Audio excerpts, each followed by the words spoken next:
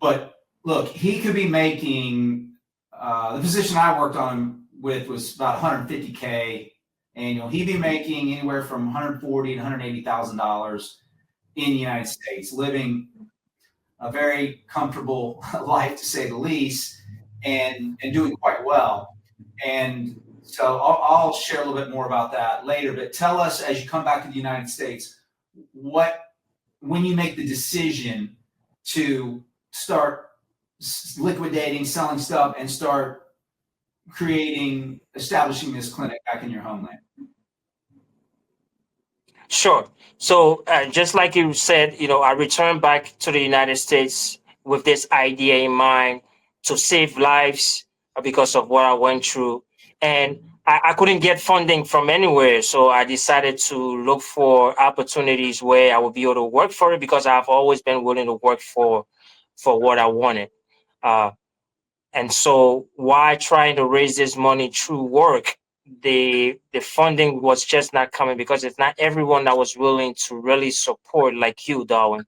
I can attest to it that I reached out to at least over 25, 30 people for assistance, even through the GoFundMe. But on the record on that GoFundMe,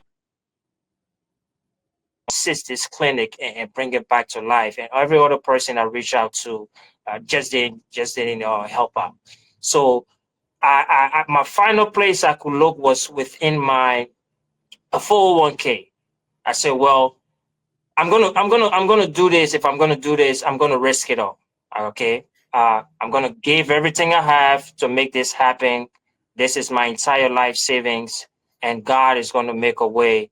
And that's what I did. I went and spoke with my fund manager. His name is Todd Latimuth.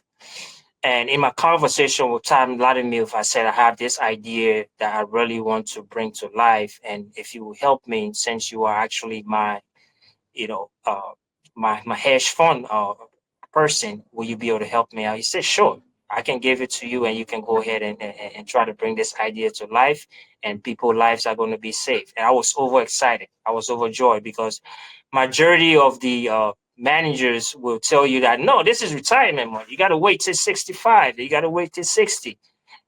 As young as I am, he took the risk. He said, give me your account number. I will have that money sent. And that's how he wired this money to my account. And I traveled back to Liberia and started a clinic. And within a short period of time, I have real life stories. I have documentations where patients will run, drop on the floor, can speak, can talk, can move.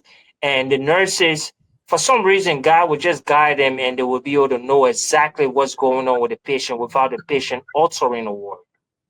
And that's amazing to me, where someone doesn't tell you exactly what's wrong with them, but you're able to just kind of like make an educated guess scientifically, but it's mostly spiritually because we give medicine, but God is the one that heals.